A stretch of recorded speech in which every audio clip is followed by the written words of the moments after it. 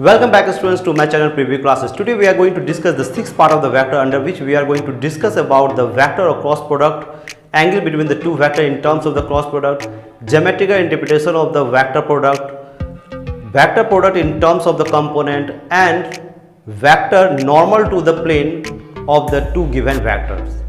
But before I begin this video, if you haven't seen the previous part of the vector, then just click on the I button and make sure that you have seen all the videos before watching this, so that the content that I am going to discuss in this video you will understand it properly.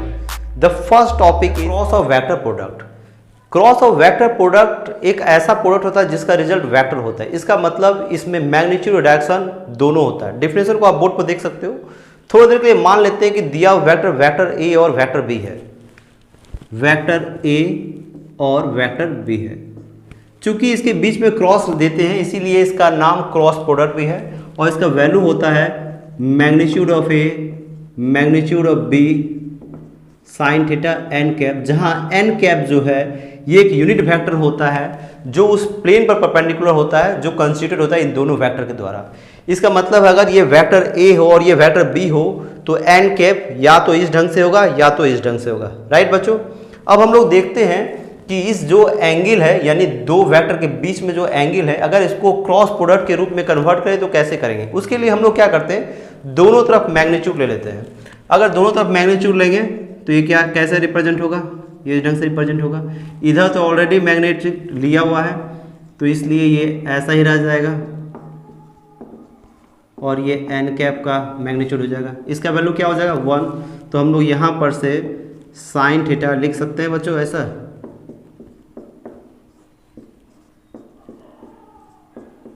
ठीक है। और यहाँ पर से angle हो जाएगा sine inverse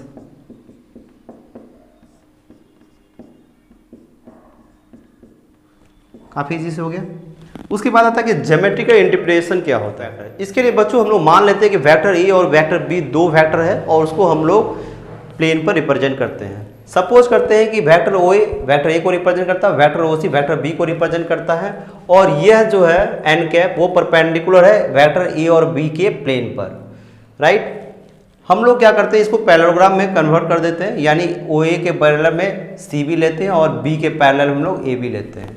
अभी हम लोगों ने क्या पढ़ा है, vector A cross vector B करें तो वो होता है magnitude of A magnitude of B sine theta N cap. Right, अगर अब बच्चों यहाँ पर से हम लोग एक परपेंडिकुलर ड्रॉ कर दें और इसको एम मान लें तो क्या होगा, in triangle O C M में अगर हम लोग साइन थीटा लें तो वो हो जाएगा सी एम बाई ओ सी, और ओ सी क्या है, वो है मैग्नीट्यूड ऑफ बी। इसका मतलब है सी एम हो जाएगा magnitude of B sine theta. Right, अब यहाँ पर देखो बच्चों, ए हम लोगों ने ओ ए को रिप्रेजेंट किया है तो ए का मैग्नीट्यूड क्या हो जाएगा, ओ ए हो जाएगा। तो यहाँ पर से यह ओ ए हो जाएगा, और बी साइन थीटा जो है वो हम लोगों ने सी एम माना है तो सी एम हो जाएगा और एन कैप हो जाएगा। राइट, अब ये सी एम क्या परपेंडिकुलर है और ओ ए एक बेस है और ये एक पैरेललोग्राम है, और हम लोगों ने पहले ही पढ़ रखा है कि एरिया ऑफ द पैरेललोग्राम होता है बेस इंटू क्रॉसपोंडिंग हाइट।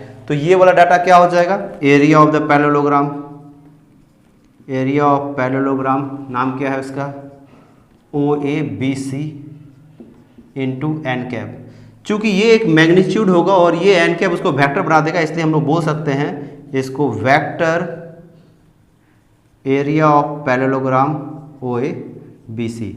इसका मतलब है कि vector product of two vector ले तो उसका ज्योमेट्रिकल इंटरप्रिटेशन है कि ये दोनों वेक्टर जिस पैरेललोग्राम को बनाएगा उसी का वेक्टर एरिया। नेक्स्ट टॉपिक में बात करेंगे some of the result based on the vector product, जिसमें से पहला रिजल्ट है कि vector product is not following the commutative law. Simple है बच्चों, हम लोगों ने अभी पढ़ा कि vector A cross vector B होगा magnitude of A magnitude of B sine theta N cap. Right, और जब vector B cross vector A करेंगे तो वो होगा, यहाँ तक तो सब कुछ सेम है, लेकिन ये जो यूनिट वेक्टर होगा उसका डायरेक्शन अपोजिट होगा। इसके लिए हम लोग राइट हैंड थंब रूल का इस्तेमाल करते हैं, यानी अगर वेक्टर ए और वेक्टर बी हो और ए क्रॉस बी हो तो हम लोग राइट हैंड थंब रूल में ए से बी की ओर जाते हैं और थंब जो होता है वो यूनिट वेक्टर डायरेक्शन बताता है। तो ए टू बी जाएंगे तो थंब ऊपर की ओर होगा, लेकिन जब बी क्रॉस ए करेंगे तो इस ढंग से रखना होगा, तो यूनिट वेक्टर क्या होगा, नीचे की ओर जाएगा। तो यही डिफरेंसेस हो जाता है। मैग्नीट्यूड तो सेम होता है लेकिन डायरेक्शन अपोजिट हो जाने की वजह से ये बराबर नहीं होता है। तो यही वजह है कि जब ए क्रॉस बी रहता है और हम अगर इसको बी क्रॉस ए ले तो चूंकि साइन का अंतर होता है तो साइन हम लोग सिर्फ निगेटिव लगा देते हैं, राइट। इसका मतलब कम्यूटेटिव लॉ को फॉलो नहीं करता है। इसी रिजल्ट में बच्चों अगर हम लोग m से मल्टीप्लाई कर दे, तो हम लोगों ने पढ़ा था कि अगर किसी वेक्टर को स्केलर से मल्टीप्लाई करेंगे तो उसका सिर्फ मैग्नीट्यूड उतने टाइम से बढ़ जाता है, डायरेक्शन में कोई चेंजेस नहीं होता है। इसका मतलब है इसी डाटा में अगर हम लोग m वेक्टर a और m वेक्टर b करेंगे तो सिंपल रिजल्ट हो जाएगा इस ढंग से, यानी n कैप वही रहेगा जो a और b के बीच में था। इसका मतलब है अगर हम लोग वेक्टर a और m वेक्टर b करेंगे तो सेम रिजल्ट आएगा। यहाँ पर मैग्नीट्यूड ऑफ a फिर m magnitude of b sine theta n cap, और ये n कैप जो होगा वो a क्रॉस b पर जो परपेंडिकुलर वेक्टर था यूनिट वेक्टर वही होगा, राइट। इसका मतलब है कि अगर हम लोग m a क्रॉस b लिखें या a m क्रॉस b लिखें या m a क्रॉस b लिखें, रिजल्ट सेम हुआ क्योंकि तीनों का डायरेक्शन भी सेम होता है और मैग्नीट्यूड भी सेम होता है। नेक्स्ट रिजल्ट को देखें बच्चों तो वो है कि अगर दो वेक्टर नॉन जीरो वेक्टर हो और दोनों का वेक्टर प्रोडक्ट जीरो हो तो उसका इंटरप्रिटेशन क्या होगा। चलिए देखते हैं हम लोग। मान लेते हैं कि वेक्टर a और वेक्टर b का प्रोडक्ट जीरो है और ये नॉन जीरो वेक्टर है, तो इसका रिजल्ट हम लोगों ने क्या फाइंड आउट किया था बच्चों, vector a vector b sine theta n cap बराबर जीरो, राइट। अब अगर ये पूरा वेक्टर जीरो वेक्टर होगा तो क्या क्या पॉसिबिलिटी होता है, या तो a जीरो हो या तो b जीरो हो या तो साइन थीटा जीरो हो। लेकिन हम लोगों ने अभी माना है कि ये दोनों नॉन जीरो वेक्टर है तो ये तो ओवरऑल हो गया, तो सिर्फ बच गया क्या, थीटा जीरो, क्योंकि n कैप तो यूनिट वेक्टर उसका मैग्नीट्यूड तो 1 होगा। इसका मतलब है यहाँ पर कि थीटा जीरो होगा। इसका क्या मतलब हुआ कि अगर दो वेक्टर पैरेलल वेक्टर हो तो उसका क्रॉस प्रोडक्ट जीरो वेक्टर होगा। इस ढंग से हम लोग बोल सकते हैं कि अगर किसी वेक्टर को उसी से मल्टीप्लाई किया जाए तो जीरो वेक्टर होगा। इसी रिजल्ट का इस्तेमाल हम लोग बच्चों यूनिट वेक्टर में भी अप्लाई करते हैं। हम लोगों ने जो पढ़ा था unit vector X axis Y axis Z axis के along I cap J cap और के कैप होता है। चलो करके देखते हैं वन बाय वन। अगर हम लोग यहाँ पर आई कैप इंटू आई कैप करें तो रिजल्ट क्या होगा, दोनों के बीच में एंगल जीरो होगा और ये एन कैप होगा, तो ये तो हो जाएगा 1 into 1 into zero N cap, यानी ये हो जाएगा जीरो वेक्टर, राइट। इसका मतलब इसी ढंग से अगर जे कैप इंटू जे कैप करे तो जीरो हो जाएगा, के कैप इंटू के कैप करे तो भी जीरो हो जाएगा। अब बात करते हैं अगर I cap multiplied by J cap हो तो क्या होगा, तो रिजल्ट के अनुसार ये हो जाएगा साइन 90 डिग्री एन कैप, यानी 1 इंटू 1 इंटू 1 एन कैप यानी एन कैप, राइट। और एन कैप एक यूनिट वेक्टर है जो उस प्लेन पर परपेंडिकुलर होगा जो आई जे को कंस्टिट्यूट करता है। तो अभी ध्यान से देखो तो हम लोगों ने क्या पढ़ा है, X axis Y axis Z axis तीनों एक दूसरे पर परपेंडिकुलर होता है। अगर ये एक्स एक्सिस हो ये वाई एक्सिस हो तो इधर आई कैप इधर जे कैप होगा। तो अगर राइट हैंड थंब रूल लगाएं बच्चों तो आई क्रॉस जे करेंगे तो ये परपेंडिकुलर अपवर्ड डायरेक्शन होगा, और अपवर्ड डायरेक्शन में जो यूनिट वेक्टर होता है वो होता है के कैप। इसका मतलब एन कैप रिप्लेस हो जाएगा के कैप से। इसका मतलब हम लोग को एक रिजल्ट मिल गया इस ढंग से। अगर इसी ढंग से जे कैप इंटू आई कैप करें तो माइनस के कैप होगा। फिर वही राइट हैंड थंब रूल में अगर हम लोग जे कैप इंटू आई कैप करेंगे तो परपेंडिकुलर होगा, और डाउनवर्ड डायरेक्शन में जो यूनिट वेक्टर होता है वो होता है माइनस के कैप। इसी ढंग से अगर हम लोग जे कैप इंटू के कैप करेंगे तो वो आई कैप आएगा, के कैप इंटू आई कैप करेंगे तो जे कैप आएगा, इसी का रिवर्स करेंगे तो माइनस आएगा। तो इसको समझने के लिए हम लोग क्या करते हैं, एक साइकिल बना लेते हैं, राइट। यहाँ आई कैप, यहाँ जे कैप और यहाँ के कैप।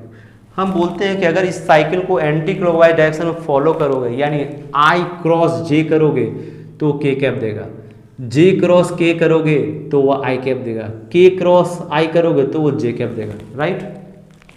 लेकिन अगर उसी को रिवर्स ऑर्डर में करोगे तो सेम रिजल्ट आएगा लेकिन निगेटिव हो जाएगा। क्या मतलब है, आई कैप क्रॉस जे के कैप करोगे तो माइनस जे कैप आएगा, के कैप क्रॉस जे कैप करोगे तो माइनस आई कैप आएगा, और जे कैप क्रॉस आई कैप करोगे तो माइनस के कैप आएगा, जो कि हम लोगों ने करके दिखाया। तो इस रिजल्ट का इस्तेमाल हम लोग फर्दर जो पढ़ेंगे उसमें इस्तेमाल करेंगे। नेक्स्ट टॉपिक है vector product in terms of its component.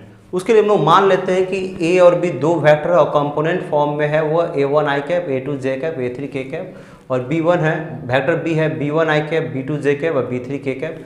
तो हम लोग को फाइंड आउट करना है कि vector A cross vector B क्या होगा। तो इस ढंग से किया। अब हम लोग 1 बाय 1 क्या करेंगे बच्चों, मल्टीप्लाई करेंगे, यानी हम लोग distribution law of multiplication over addition लगाएंगे। तो सबसे पहले ये इस सब से मल्टीप्लाई होगा, तो यहाँ क्या होगा A1 B1, लिखते जाओ बच्चों, A1 B1 आई कैप इंटू आई कैप, राइट। उसके बाद इसको इससे मल्टीप्लाई करेंगे तो A1 B2, सीक्वेंस नहीं बदलना है बच्चों। उसके बाद हो जाएगा A1 B3, यानी अगर ऑर्डर इसका बदल दिया अपने मन से उल्टा सीधा लिख दिया तो रिजल्ट उल्टा सीधा आ जाएगा। उसके बाद A2 का हम लोग इस्तेमाल करेंगे, तो क्या हो जाएगा A2 B1, इसको ध्यान दो, जे कैप आई कैप प्लस A2 B2 जे कैप A2 B3 जे कैप इंटू के कैप। उसके बाद हम लोग इसका इस्तेमाल करेंगे A3 B1 के कैप आई कैप, A3 B2 के कैप जे कैप, और A3 B3 के कैप इंटू के कैप। अभी हम लोगों ने क्या पढ़ा था बच्चों, अगर पैरेलल वेक्टर हो या कोऑर्डिनेट वेक्टर हो तो उसका क्रॉस प्रोडक्ट 0 होता है, तो ये 0 हो जाएगा, राइट, ये 0 हो जाएगा और ये 0 हो जाएगा। बाकी चीज़ को हम लोग कन्वर्ट करते जाएंगे, तो आई कैप इंटू जे कैप, तो के कैप हो जाएगा, तो A1 B2 के कैप। उसके बाद यहाँ पर I इंटू के है, और हम लोगों ने क्या पढ़ा था आई जे के और के आई, तो के आई की जगह आई के है, तो ये क्या हो जाएगा माइनस जे हो जाएगा, तो माइनस यहाँ लिख देते हैं इसका, माइनस A3, ये हो जाएगा जे, राइट। उसके बाद बारी आता है इसका, यहाँ क्या लिखा हुआ है जे इंटू आई, जबकि आई इंटू जे पढ़ा था, तो माइनस हो जाएगा A2 B1, ये क्या हो जाएगा के कैप, राइट। उसके बाद जे इंटू के, ये सही ऑर्डर में है, तो A2 B3 जे का क्या हो जाएगा आई कैप हो जाएगा, राइट। उसके बाद इसके बारे में बात करें बच्चों, K इंटू आई जे कैप हो जाएगा, तो ये भी सही ऑर्डर में है, तो हम लोग सीधे इसका क्या कर देंगे जे कैप कर देंगे। और K इंटू जे, आई जे के होता है, यहाँ के जे है, तो यहाँ क्या हो जाएगा माइनस A3 B2 आई कैप हो जाएगा, और वो तो 0 है ही। अब नेक्स्ट स्टेप है कि सारे आई कैप वाले जे कैप वाले के कैप वालों को एक जगह करना। तो यहाँ देखो, तो ये दोनों को लिख लो, उसको A2 B3 minus A3 B2 आई कैप। उसके बाद जे वाला यहाँ पर है,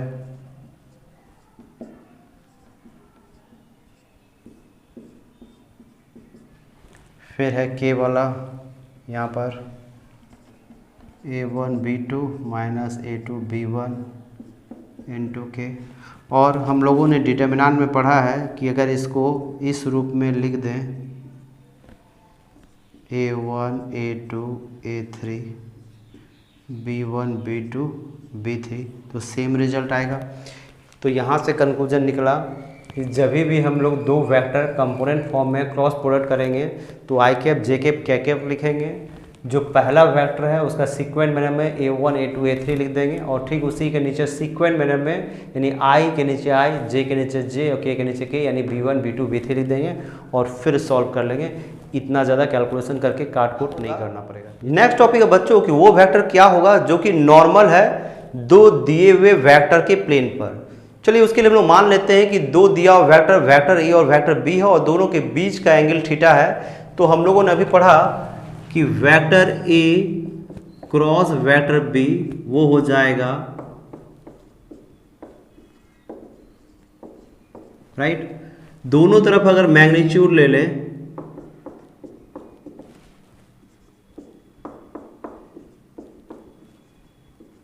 साइन थीटा होगा, क्योंकि ये ऑलरेडी मैग्नीट्यूड और इसका मैग्नीट्यूड 1 होगा। इसको हम लोग इक्वेशन 1 मान लेते हैं।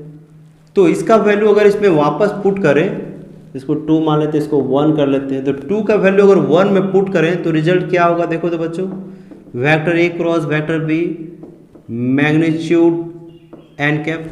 सही है, ध्यान से देखो, इन दोनों का मैग्नीट्यूड लिया तो ये आया, एन कैप का वैल्यू 1 था, हट गया। अगर इसी का वैल्यू वापस में पुट करें तो रिजल्ट आ जाए vector A cross vector B बराबर magnitude of vector A cross B N cap. इसका मतलब है एन कैप जो होगा वो हो जाएगा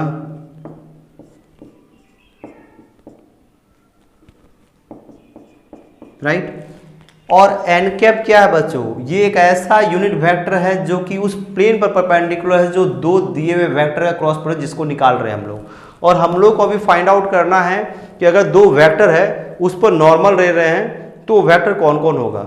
हम लोगों ने ये भी पढ़ा है कि अगर किसी यूनिट वेक्टर को किसी मैग्नीट्यूड से मल्टीप्लाई किया जाए तो जो नया वेक्टर होगा उसका magnitude of unit vector multiplied by that scalar होगा। तो अगर हम लोग डिजायर्ड नॉर्मल के बारे में बात करें, डिजायर्ड नॉर्मल इन वेक्टर फॉर्म के बारे में बात करें तो क्या हम ऐसा लिख सकते हैं जहां लैम्डा एक मैग्नीट्यूड है और एन कैप है। खुद सोचो ना बच्चों, ये दो वेक्टर है परपेंडिकुलर, इस डायरेक्शन में यूनिट वेक्टर ये है। अगर आप कोई मैग्नीट्यूड से मल्टीप्लाई कर दो डायरेक्शन तो यही रहेगा। तो ठीक इसी ढंग से जो हम लोग नॉर्मल का इक्वेशन निकालना चाहते हैं वेक्टर फॉर्म में, वो लैम्डा एन होगा। अब चूंकि एन यूनिट वेक्टर है और हम लोगों ने अभी पढ़ा है कि ये ऊपर भी हो सकता है नीचे भी हो सकता है, और हम लोग अभी ये नहीं पता कर पा रहे हैं कि इसका ऑर्डर क्या है, राइट। तो जब जनरलाइज करेंगे तो इसमें दोनों इंक्लूड करना पड़ेगा। इसका मतलब अगर जनरलाइज फॉर्म लेंगे नॉर्मल का तो प्लस माइनस लेना पड़ेगा। इसका मतलब है इसी एन कैप का वैल्यू यहाँ से पुटअप कर दें तो ये रिजल्ट क्या हो जाएगा, vector A cross vector B. इस ढंग से आपको एक नॉर्मल फॉर्म मिल गया, यही था रिजल्ट। चलिए एक और टॉपिक के बारे में बात करते हैं। नेक्स्ट टॉपिक में बात करेंगे बच्चों कि अगर दो वेक्टर पैरेललोग्राम बना रहा हो तो उसका एरिया क्या होगा, ट्राइंगल बना रहा हो तो उसका एरिया क्या होगा, अगर दो वेक्टर डायगोनल हो तो उस पैरेललोग्राम का एरिया क्या होगा। हम लोगों ने इस वीडियो के शुरुआत में पढ़ा था कि अगर दो एडजेसेंट वेक्टर हो या कोई इनिशियल वेक्टर हो तो दोनों का cross product vector equation of the parallelogram होता था, यानी उसका मैग्नीट्यूड ले ले तो एरिया ऑफ द पैरेललोग्राम होगा। और हम लोग शुरू से पढ़ते आए हैं कि डायगोनल पैरेललोग्राम का दो बराबर एरिया में डिवाइड करता है। इसका मतलब है twice of area of triangle के बारे में बात करें तो ये ए क्रॉस बी होगा। इसका मतलब है एरिया ऑफ ट्राइंगल बात करें तो half of magnitude of A cross B होगा, राइट। इस डाटा का इस्तेमाल आप कैसे भी कर सकते हो। थोड़ा देर के लिए मान लो कि कोई ट्राइंगल है ए बी सी, कोई जरूरी नहीं पैरेललोग्राम भी बनाना है, आपको सिर्फ इतना ध्यान रखना कि ए और बी को इनिशियल होना चाहिए। यानी अगर आपने बी सी और बी ए लिया है तो area of triangle A B C जो वो होगा वो हो जाएगा हाफ, ध्यान दो बच्चों, vector B C multiplied by B A. बस इतना ध्यान रखना, कोई भी दो साइड ले सकते हो लेकिन इतना ध्यान रखना है कि दोनों कोइनिशियल हो, यानी एक इधर से एक इधर से, तो उसका क्रॉस प्रोडक्ट कर लोगे। अब बात आता है कि अगर पैरेललोग्राम का डायगोनल का वैल्यू दिया हो तो उसका एरिया कैसे निकलेगा। तो थोड़ी देर के लिए हम लोग मान लेते हैं कि ये वेक्टर ए है और जो ए सी है वो वेक्टर बी है, वो लिख दिया मैंने। सुविधा के लिए हम लोग मान लेते हैं कि ये वेक्टर x है और ये वेक्टर y है। तो पैरेललोग्राम है तो x वेक्टर होगा तो ये भी x होगा, और ये y है तो ये y होगा, राइट बच्चों। अब हम लोग क्या करेंगे, triangle law of vector addition लगाएंगे। तो OB क्या होगा, OA प्लस AB, तो इसका रिजल्ट हो जाए x प्लस y। और AC क्या होगा, ध्यान दोगे, OC माइनस OA यानी y इंटू x।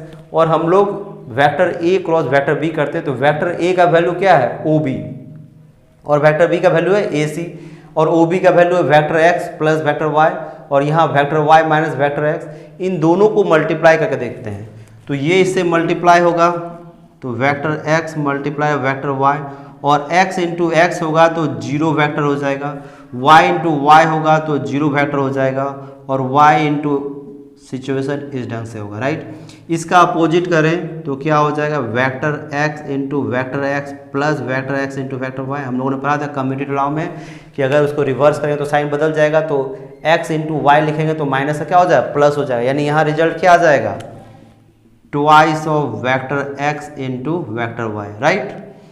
अब अगर हम लोग इसी का मैग्नीट्यूड ले लें, ध्यान से देखो बच्चों, इसी का मैग्नीट्यूड किसको रिप्रेजेंट कर रहा था, एरिया ऑफ द पैराबोला। तो दोनों साइड अगर मैग्नीट्यूड ले लें तो क्या हो जाएगा,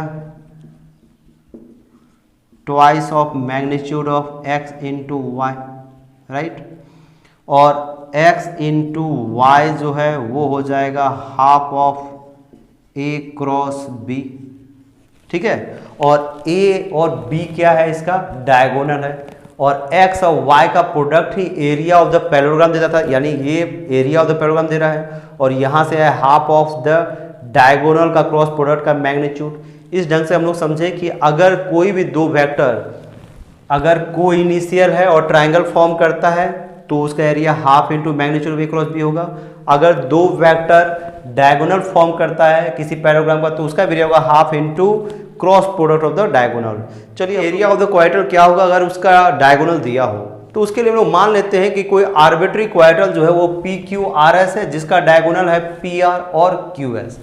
हम लोग जानते हैं कि अगर कोई डायगोनल ड्रॉ करें तो वो क्वाड्रेंट को दो ट्राइंगल में बांटता है। इसका मतलब है अगर vector area of P Q R S ले तो ये दो ट्राइंगल के बराबर हो सकता है, पी क्यू आर और पी एस आर के। आप ये भी ले सकते हो कि ये एरिया और ये एरिया के। तो यहां पर लिया है मैंने area of triangle P Q R और area of P R S. और अभी आप लोगों ने पढ़ा है कि अगर कोई ट्राइंगल हो तो उसका वेक्टर एरिया जो होगा वो होगा दो साइड के वेक्टर प्रोडक्ट के, लेकिन ध्यान रखना कि दोनों को इनिशियल हो। तो ठीक इसी ढंग से पी क्यू आर के लिए मैंने पी क्यू लिया है और पी आर लिया है, यानी ये पी क्यू और पी आर का वेक्टर इक्वेशन ले लिया। उसी ढंग से पी आर एस, तो पी आर एस के लिए पी आर लिया है और क्या लिया, पी एस ले लिया है, राइट। उसके बाद यहाँ पर कम्यूटेटिव लॉ को फॉलो करेंगे तो पी आर अगर आगे जाएगा और पी क्यू पीछे जाएगा तो साइन माइनस हो जाएगा बच्चों। फिर यहाँ पर से हाफ पी आर कॉमन ले लिया और इसको पहले लिख दिया, पी एस जो बच गया वो इधर और पी आर जो पी क्यू बच गया उसको लिख दिया। आप करके भी देख सकते हो, क्रॉस मल्टीप्लिकेशन कर लो, multiplication law of distribution over subtraction, तो यही रिजल्ट आएगा। उसके बाद हम लोग क्या देख रहे हैं बच्चों, P से S गया है, देखो इधर P से S गया है और P से Q गया। देखो तो P से Q जाए और Q से अगर S जाए तो ट्राइंगल लॉ के अनुसार PS होगा, इसका मतलब PS माइनस PQ बराबर होगा QS होगा। तो यहाँ से QS आ गया। अगर आप पोजीशन वेक्टर के बारे में बात करो तो भी आप पढ़े थे कि इसका पोजीशन वेक्टर माइनस इसका पोजीशन वेक्टर किसी रेफरेंस पॉइंट के कंपैरिजन में, तो P से कंपैरिजन करके आप ये डाटा भी निकाल सकते हो। तो इस ढंग से क्या आ गया, half vector P R into Q S. देखो पी आर क्या है, ये डायगोनल है और क्यू एस ये डायगोनल है। इस ढंग से क्या हो गया कि वेक्टर एरिया ऑफ किसी भी क्वाड्रेंट का वो हो जाएगा vector product, half of the vector product of the diagonals, right बच्चों। बात करेंगे बच्चों लैग्रेंजेस आइडेंटिटी क्या होता है। ये एक रिजल्ट है जिसका इस्तेमाल हम लोग प्रॉब्लम बनाने में करते हैं और इसका प्रूफ रेट काफी आसान है। इसके लिए हम सबसे पहले लेफ्ट पार्ट ले लेते हैं। तो लेफ्ट पार्ट है vector A cross vector B का मैग्नीट्यूड का स्क्वायर। आप रिजल्ट लिख लो, वो रिजल्ट है एन कैप उसके मैग्नीट्यूड का स्क्वायर। तो जो रिजल्ट आएगा वो आएगा साइन स्क्वायर थीटा। अब आपको सिंपली ट्रिगोनोमेट्री का रिजल्ट पुटअप कर देना है।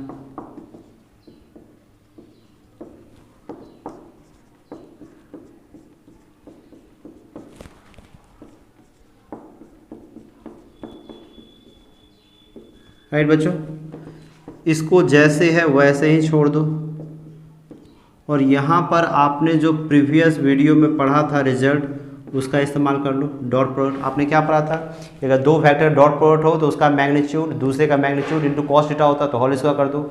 इस ढंग से ये रिजल्ट आ गया। अब इसको सिर्फ कन्वर्ट करना बच्चों, तो सिंपल कन्वर्जन है। आप यहाँ पर से इसको इस ढंग से लिख लो, उसके बाद इसको वेक्टर ए ये लिख दो, फिर यहाँ से वेक्टर ए लिख दो और मैग्नीट्यूड लिख दो।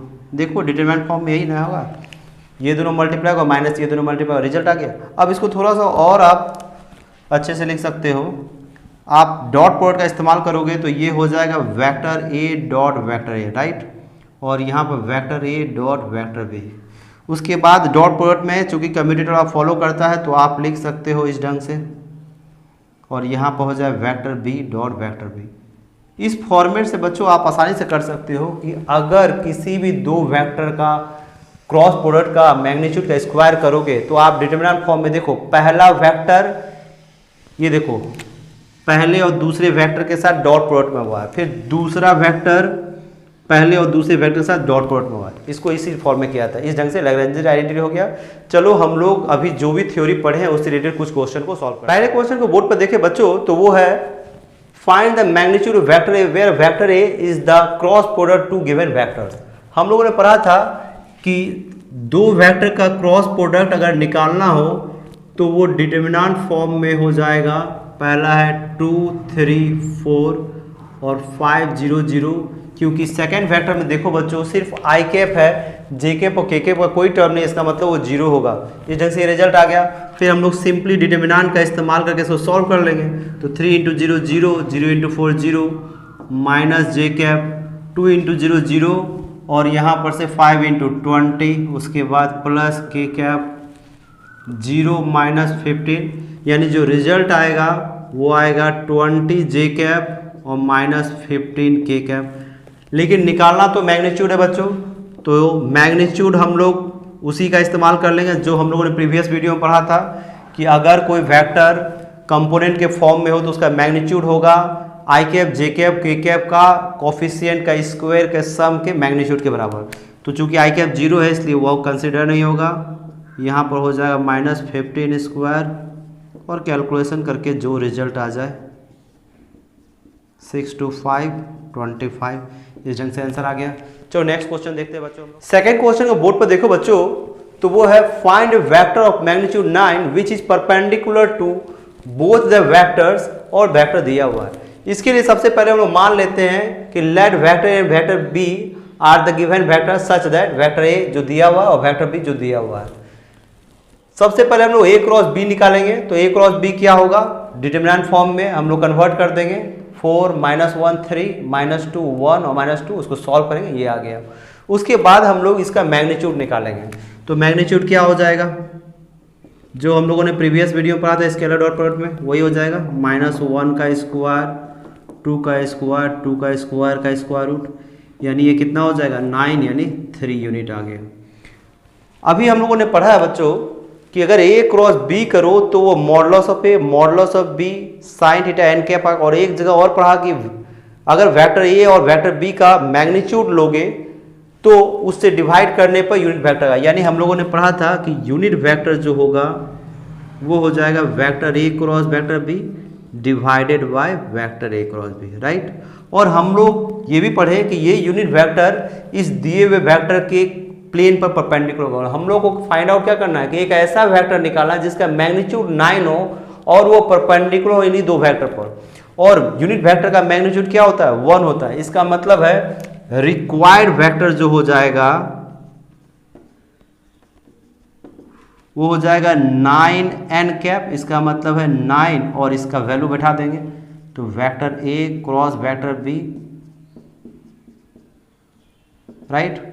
तो ये हो जाएगा 9, vector A cross vector B है -i कैप 2 j कैप और 2 k कैप, और यहाँ से मैग्नीट्यूड हम लोगों ने निकाला है वो है 3, तो यहाँ 3 डाल दो, 3 से काट दो और मल्टीप्लाई कर दो, इस ढंग से रिजल्ट आ गया,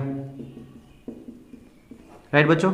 चलो एक और क्वेश्चन देखो। अगर थर्ड क्वेश्चन को बच्चों बोर्ड पर देखो तो उसमें पूछा गया है कि अगर कोई क्वाड्रेंट एबीसीडी हो जिसका वर्टिसेस दिया गया है तो उसका एरिया क्या होगा। थोड़ी देर के लिए मान लो कि ये क्वाड्रेंट है एबीसीडी, राइट। तो AC और BD दो डायगोनल होगा, और अभी हम लोगों ने पढ़ा है कि एरिया ऑफ द क्वाड्रेंट होता है half into magnitude of cross product of the diagonal, right. तो इसके लिए सबसे पहले हम लोग डायगोनल निकालना चाहेंगे। तो डायगोनल के लिए ABCD का कोऑर्डिनेट दिया हो तो पोजीशन वेक्टर क्या होगा, ओ ओरिजिन मान लो, तो पोजीशन वेक्टर इस ढंग से निकल जाएगा। ये सब हम लोग पढ़ चुके हैं पहले या दूसरे वीडियो में, तो AC और BD निकल जाएगा।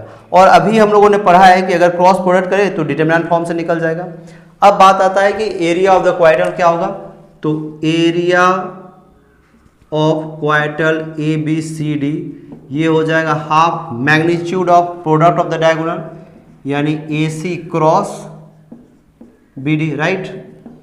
और इसका मैग्नीट्यूड निकालोगे तो हो जाएगा -25 का स्क्वायर प्लस -4 का स्क्वायर प्लस -15 का स्क्वायर रूट। कैलकुलेशन करोगे तो 866 आ जाएगा, फिर फर्दर कैलकुलेट कर लोगे, इस ढंग से आंसर आ गया। चलो एक और क्वेश्चन देख लेते हैं बच्चों। अगर फोर्थ क्वेश्चन को बोर्ड पर देखो बच्चों, तो इसमें है so that the distance of the point vector C from the line joining vector A and vector B is this. इसके लिए हम लोग मानते हैं कि ए बी सी एक दिया हुआ ट्राइंगल है जिसके वर्टिसेस ए बी सी का position vector A, vector B और वेक्टर सी है, राइट। तो पोजीशन वेक्टर ऑफ ए यानी ओ ए बराबर vector A, vector O B बराबर वेक्टर बी और वेक्टर ओ सी बराबर वेक्टर सी होगा। इस ढंग से ए बी और ए सी निकल जाएगा। अब हम लोग अपने मन से वेक्टर ए बी और वेक्टर ए सी को मल्टीप्लाई करके निकालते हैं, जो होगा vector A into B, B into C और सी इंटू ए। अब हम लोगों को निकालना क्या है, सी का परपेंडिकुलर डिस्टेंस ए और बी को मिलाने वाले लाइन से। तो इसका पोजीशन वेक्टर ए है, इसका बी है, तो इसको मिलाने वाला लाइन ए बी है, और ये वेक्टर सी का पोजीशन वेक्टर सी है, तो हम लोग को सी एम निकालना है। इसका मतलब हम लोग को परपेंडिकुलर डिस्टेंस सी एम बराबर क्वेश्चन मार्क है। अब एरिया ऑफ द अगर ट्राइंगल के बारे में बात करें तो simply area of the triangle A B C वो हो जाएगा half magnitude of A B अगर वेक्टर है तो इंटू सी एम, क्योंकि सी एम हम लोग परपेंडिकुलर लिए हुए, राइट।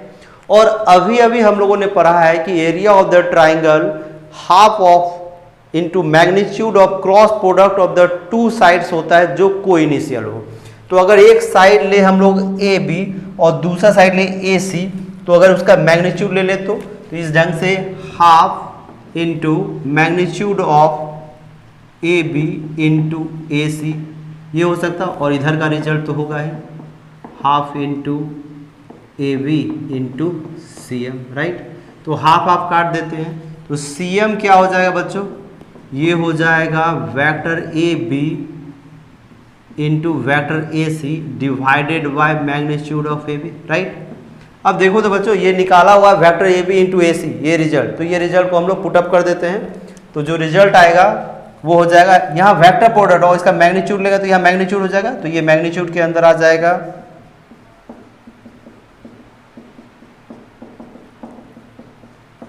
राइट।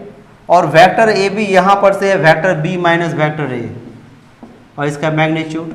देखो तो बच्चों यही चीज एक्वायर करना था ना, इस ढंग से ये प्रूव हो गया। चलो नेक्स्ट क्वेश्चन को देखते हैं बच्चों लोग। अगर फिफ्थ क्वेश्चन को बच्चों बोर्ड पर देखें तो उसमें कहा गया है कि ए बी सी तीन वेक्टर है जो इस रिलेशन को फॉलो करता है, तो हम लोग को फाइंड आउट करना है कि ए और बी के बीच का एंगल क्या होगा। ये बहुत ही सिंपल है, इसमें हम लोगों ने जो पढ़ा था उसमें से कुछ चीज़ों का इस्तेमाल करेंगे। जैसे पहला है vector C equals to lambda vector A cross vector B. हम लोगों ने अभी पढ़ा कि अगर दो वेक्टर क्रॉस प्रोडक्ट हो तो वो भी एक वेक्टर होता है जिसका डायरेक्शन इन दोनों पर परपेंडिकुलर होता है। चूंकि वेक्टर सी एक लैम्डा कांस्टेंट के साथ जुड़ा हुआ है, इसका मतलब है कि ये वेक्टर इन दोनों पर परपेंडिकुलर होगा, और चूंकि ये परपेंडिकुलर है तो डॉट प्रोडक्ट में क्या हो जाएगा बच्चों, ये जीरो हो जाएगा। हम लोगों ने पढ़ा था ना कि डॉट प्रोडक्ट में cos थीटा इस्तेमाल होता है, तो cos 90 डिग्री जीरो होता है, तो इसलिए जीरो हो जाएगा। इसका मतलब है वेक्टर ये भी जीरो हो जाएगा। अब हम लोग करना क्या है, इस रिजल्ट के दोनों तरफ स्क्वायरिंग कर देना है। तो यहाँ पर स्क्वायरिंग होगा तो ये 1 स्क्वायर होगा। इसको जब सॉल्व करोगे डॉट प्रोडक्ट के रूल से तो ये रिजल्ट आ जाएगा। ये सब हम लोग वर्कआउट किए हुए हैं। तो ये vector A dot vector B vector C इस ढंग से रिजल्ट आएगा।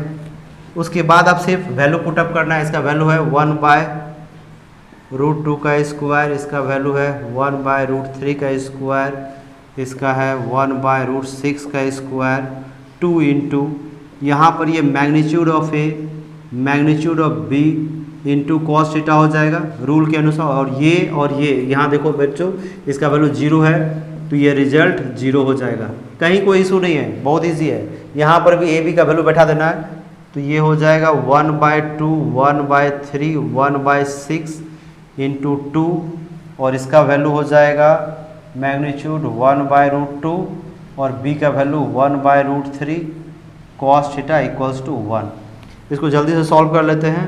यहाँ से जो रिजल्ट आएगा वो आएगा √2/√3 cos थीटा, और इधर जो हम लोग एलसीएम लेंगे तो वो क्या हो जाएगा, ये माइनस होने के बाद ये 6, ये 3 2 + 1, राइट। तो यहाँ पर से ये रिजल्ट जो है ये क्या हो जाएगा 1 - 1 यानी 0। इसका मतलब है cos थीटा बराबर 0, इसका मतलब थीटा बराबर क्या हो जाएगा 90 डिग्री, राइट। इसका सीधा सा मतलब है कि जो हम लोग को रिजल्ट चाहिए था ए और बी के बीच का एंगल वो 90 डिग्री हुआ।